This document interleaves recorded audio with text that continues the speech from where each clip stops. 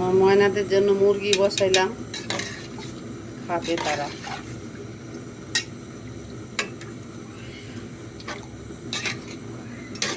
মুরগির মশলা দিয়ে বসাই দিলাম।